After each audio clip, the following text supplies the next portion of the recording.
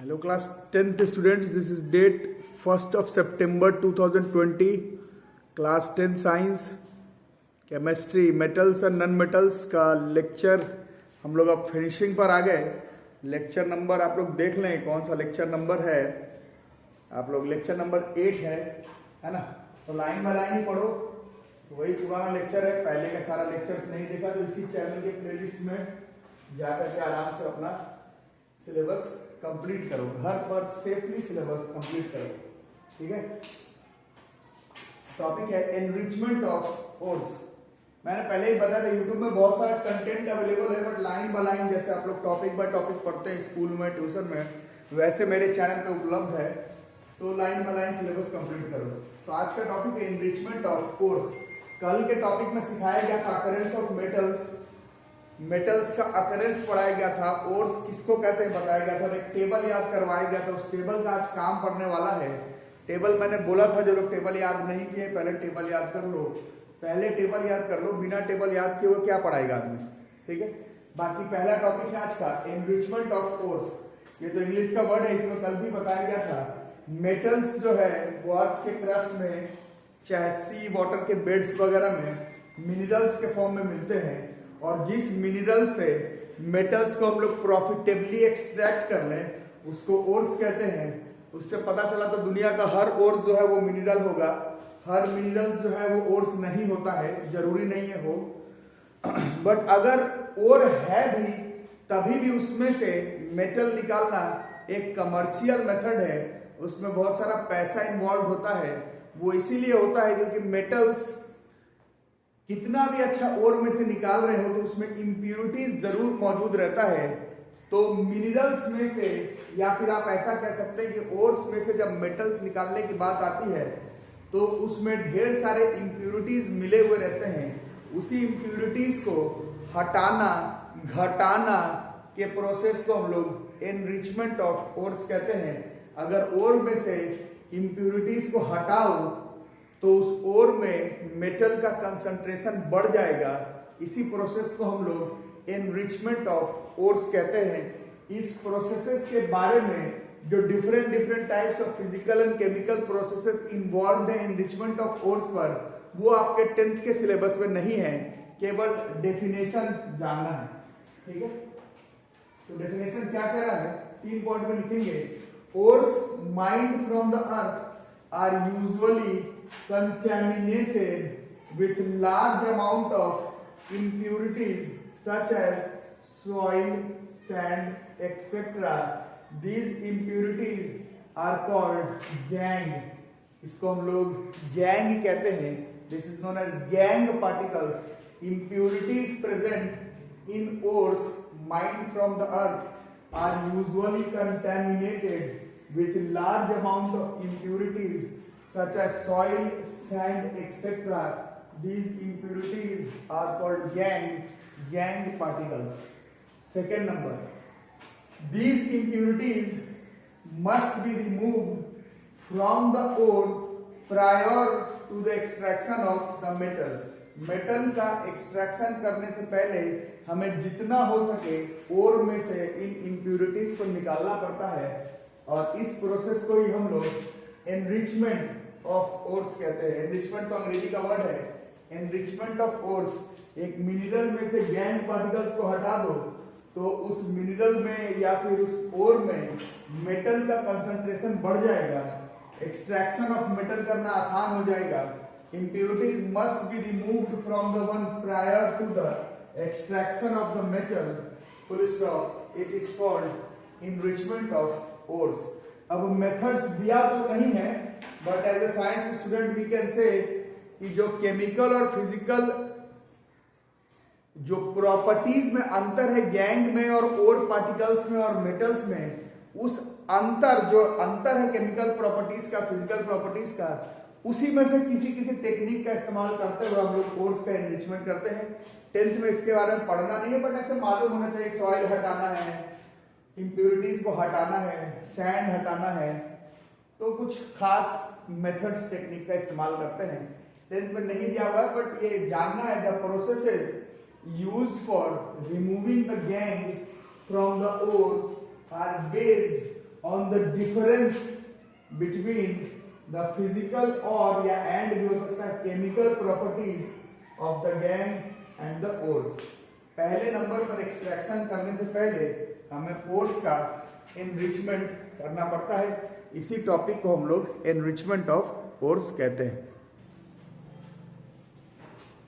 अब देखो एक्सट्रैक्शन जब करेंगे तो कल लेक्चर 7 एक बार देख लेना, जिन्होंने नहीं देखा हो लेक्चर 7 एक बार देख लेना। तो मेटल्स को हम लोग डिवाइड करते हैं कि वो हाई रिएक्टिव है, लो रिएक्टिव है, मॉडरेट रिएक्टिव है। तो जो लेस रिएक्टिव है, extracting metals low in the reactivity series, है ना। रिएक्टिविटी सीरीज के लो में आप लोग को याद करवाया गया था रिएक्टिविटी सीरीज, उसमें आपको याद होगा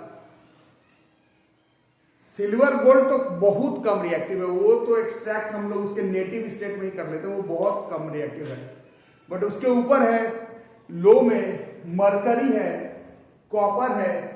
उन दोनों को अगर देखते हो, metals low in the activity series are very unreactive. अब इसमें आपको याद ये करना है कि इतना नीचे वाला जो अनरिएक्टिव मेटल्स है वो जनरली अपने ऑक्साइड्स या फिर मैक्सिमम सल्फाइड्स के फॉर्म में मिलता है।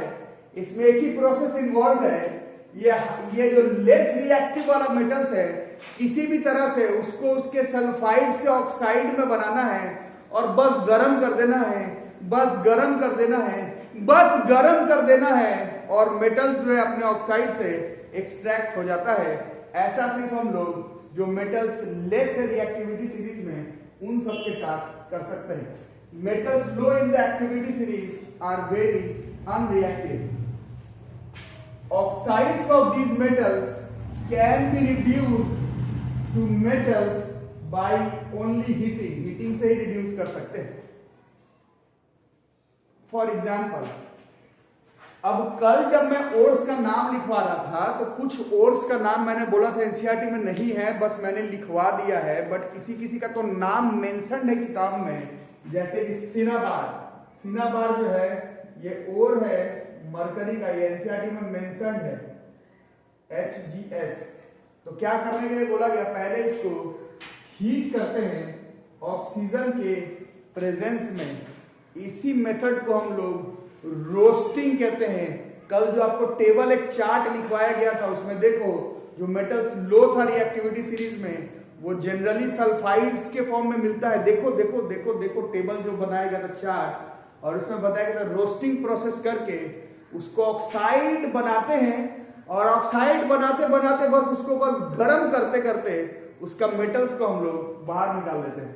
तो ये सल्फाइड के फॉर्म में है, ऑक्सीजन के प्रेजेंस में इसको हीट करते हैं। इस प्रोसेस को ही रोस्टिंग कहते हैं। आगे डेफिनेशन लिखवाता हूँ क्योंकि यहाँ पर रोस्टिंग नाम से ये इतना फेमस नहीं है, बट मालूम होना चाहिए। और ये अपने ऑक्साइड पे आ जाएगा।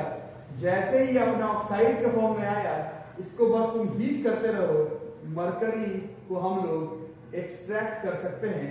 इस मेथड का इस्तेमाल करते हैं हम लोग मेटल्स जो नीचे है रिएक्टिविटी सीरीज में, to be precise copper and mercury. Copper का देखो, ये कॉपर का और है, ये भी सल्फाइड के फॉर्म में है, कॉपर ग्लैंस नाम था इसका। ये एनसीईआरटी में मेंशन नहीं है बट मैंने कल लिखवाया है आपको। कॉपर ग्लैंस, इसको भी ऑक्सीजन के प्रेजेंस में हीट कर रहे हैं। इस मेथड को ही रोस्टिंग बोला जाता है। तो ये भी अपने ऑक्साइड में फॉर्म हो जाएगा। फिर और गर्म करते रहो, फिर और गर्म करते रहो, फिर और गर्म करते रहो, तो ये कॉपर बाहर आ जाएगा। वैसे इसको दो मेथड को साथ में मिला करके लिख दिया है। ये जो Cu2O है ये पहले अलग से निकला, फिर उसको गर्म करे, उतना प्रोसेस इन्वॉल्व ही नहीं होता है। ये जब निकला तो ये इसके साथ ही रहता है, गर्म होते होते कॉपर अलग हो जाएगा और ये SO2 जो था वो लिखा रह गया अपने जगह पर। इसमें दो रिएक्शन को साथ में ही कॉम्पैक्ट करके लिख दिए, अलग अलग भी लिख सकते हैं। समरी ये है कि जो मेटल्स नीचे है रिएक्टिविटी सीरीज में वो जनरली अपने सल्फाइड्स के फॉर्म में मिलेगा। एग्जाम्पल मरकरी का सिनाबार और कॉपर का कॉपर ग्लैंस, इन सबको पहले ऑक्सीजन के प्रेजेंस में हीट करके इन सबका ऑक्साइड बनाना है, ऑक्साइड बना लेना है और ऑक्साइड बनने के बाद इसको सिर्फ गर्म कर देना है, सिर्फ गर्म कर देना है। सिर्फ गर्म करते रहना है, सिर्फ गर्म करते रहना है मेटल के ऑक्साइड को, तो मेटल्स एक्सट्रैक्ट हो जाता है। ऐसा काम हम लोग करते हैं, extracting metals low in the activity series. अब देखो आगे, अब extracting metals in the middle of the activity series. Low of the activity series देख लिए, अब जो middle of the activity series है, तो जनरली टेबल देखो अपना, लिस्ट जो बनाया गया था कल, लिस्ट जो टेबल बनाया उसको देखो यार, लिस्ट देखो, कॉपी में भी होगा, बुक में भी होगा, लिस्ट देखो, लिस्ट देखो एनसीईआरटी बुक से, ट्यूशन कॉपी से लिस्ट देखो। उसमें बताया गया था जो मेटल्स बीचों बीच में है, मॉडरेट है रिएक्टिविटी सीरीज में, उनके और सल्फाइड के फॉर्म में भी मिलते हैं और कार्बोनेट्स के फॉर्म में भी मिलते हैं, जिसमें कि हमारा पहला काम ये होता है कि हम लोग अभी जैसे पिछले टॉपिक में पढ़ रहे थे, सल्फाइड हो कार्बोनेट हो, सल्फाइड हो कार्बोनेट हो, सल्फाइड हो कार्बोनेट हो, पहले हम लोग इन लोग से ऑक्साइड का फॉर्मेशन करते हैं, और जब ऑक्साइड का फॉर्मेशन हो जाए तो ऐसे मेटल्स को सिर्फ हीट करके आप रिड्यूस नहीं कर सकते। ऑक्साइड जो बन गया उसको एक सुइटेबल रिएजेंट के साथ केमिकली रिएक्ट करके रिड्यूस कर लेते हैं, रिड्यूसिंग सब्सटेंस के साथ, और मेटल्स को हम लोग बाहर निकाल लेते हैं। जैसे लेक्चर से नहीं समझ में आए तो देखो जिंक के बारे में, ये बीचों बीच पे है एक्टिविटी सीरीज के, तो ये देखो जिंक ब्लेंड सल्फाइड के फॉर्म में है, जिंक ब्लेंड है सल्फाइड के फॉर्म में है ना। इसको पहले हमने ऑक्सीजन के प्रेजेंस में हीट कर दिया, तो ये क्या बन गया, जिंक ऑक्साइड के फॉर्मेशन में।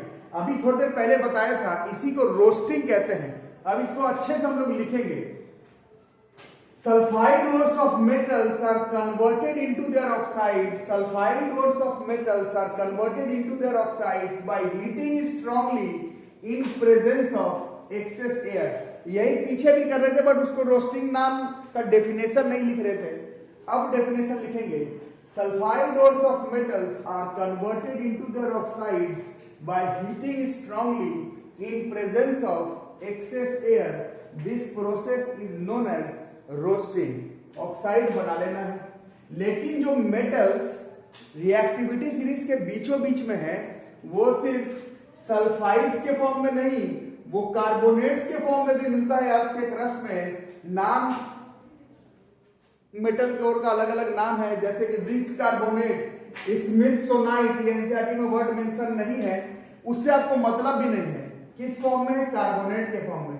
इससे भी क्या बनाना है, हमें ऑक्साइड बनाना है, बट इस बार जब इसको हम लोग हीट करेंगे तो यहां पर देखो ऑक्सीजन है, यहां पर ऑक्सीजन नहीं है। Carbonate ores of metal are converted into their oxides by heating strongly, तक तो ठीक है, ये in presence of excess air में है, इन लिमिटेड एयर में है, एब्सेंस ऑफ ऑक्सीजन पर हीट करते हैं। This process is known as calcination. इस प्रोसेस को हम लोग कैल्सिनेशन, सी से सी कार्बोनेट का कैल्सिनेशन, सल्फाइड का रोस्टिंग, इससे भी ऑक्साइड बना लेते हैं। इससे भी ऑक्साइड बन गया, इससे भी ऑक्साइड बन गया। ऑक्साइड बनाने से मतलब है सल्फाइड वाला होगा तो रोस्टिंग करेंगे ऑक्सीजन के प्रेजेंस में, कार्बोनेट वाला होगा कैल्सिनेशन करेंगे, गर्म करेंगे, ऑक्साइड बनाएंगे इन एब्सेंस ऑफ एयर में।